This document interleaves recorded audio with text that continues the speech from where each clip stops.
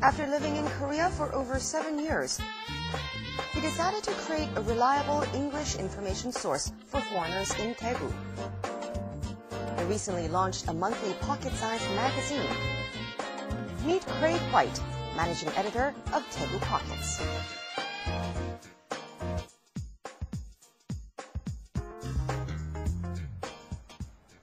Good to have you with us. I'm An Jung-hyun for Heart to Heart. My guest today has been living in Korea for 7 years, and he's always found it very frustrating that there wasn't a reliable source of information for foreigners. So he decided to go ahead and create one himself.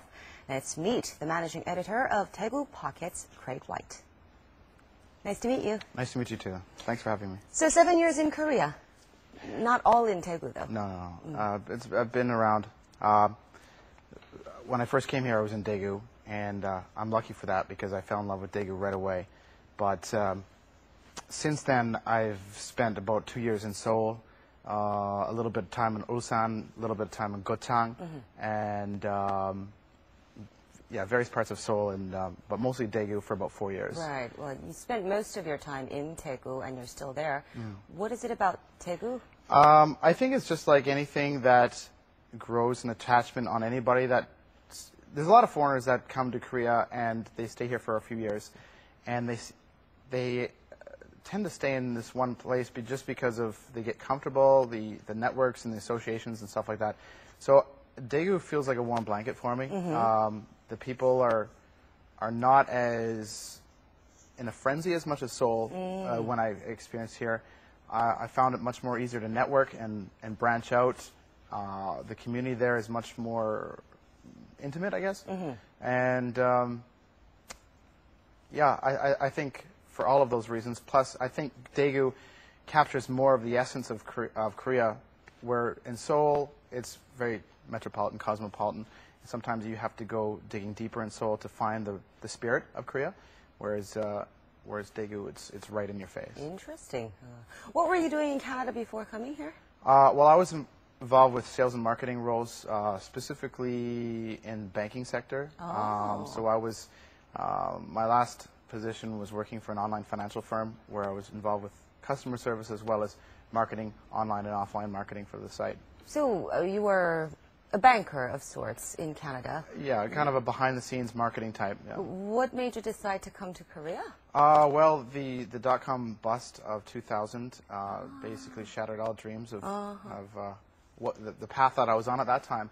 And I had always had a strong yearning for travel. And up until that time, I never really went out beyond North America. So I figured, now's the time. And so actually, I was going to go to, I figured, why not do teaching English abroad as a way to see the world, and while being able to finance my explorations.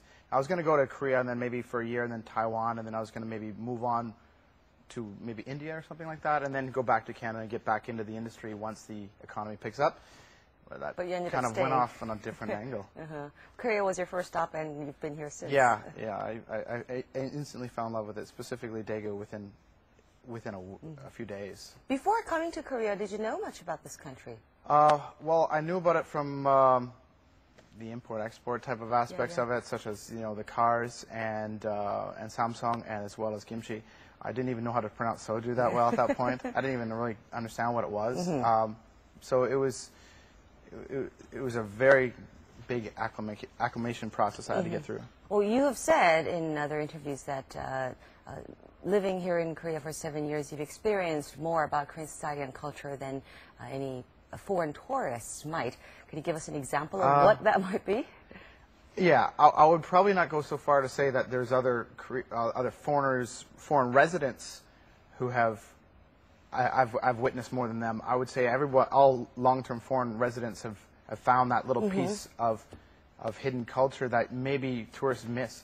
But I mean, there's a lot of stuff that maybe not necessarily tourists would even experience, but it captures a really interesting part. For example, I lived in the Goshiwon in Seoul for about 3 months when I was first getting settled up there, and I've got a tremendous amount of stories up there of that. And there's lots of certain things.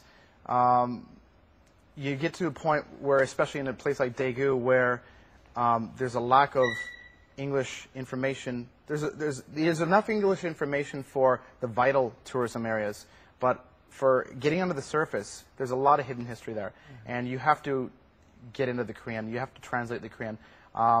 There's a lot of stuff such as Daegu Castle that nobody knows about that I want to share with foreigners to understand that there is a history there. There's a beautiful history there, but it's I think Koreans often sometimes don't know what they want to project to us or what we're interested in learning, and we're always foreigners. We love the exotic, and we want to share the exotic and explore the exotic and bring it to the surface, and I think that's what I want to do.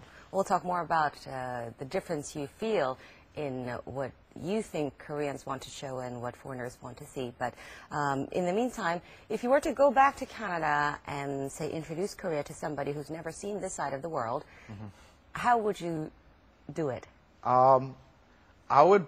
The thing I usually tell people is that when you're coming to the other side of the planet, especially in Korea, expect to be literally coming to the other end of the planet, not just geographically, but culturally, mindset.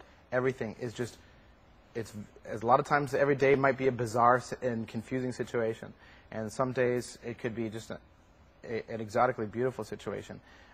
It's every day is an adventure, regardless if it may frustrate you or it might be something that you see some really beautiful experience. Every single day is something different. We're talking today with managing editor of the monthly magazine Daegu Pockets, Craig White. We'll be right back with more.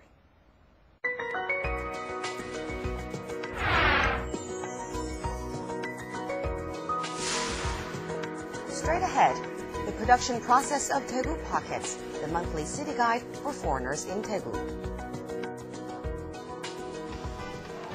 Oh, I like the Daegu Pocket, and the information is very good. Check out interesting places in Daegu, such as restaurants and galleries and things to do, like exhibitions. If you had really any questions as far as what to do, where to go to eat, where to hang out with, and we just want to meet people and to socialize, Daegu Pockets.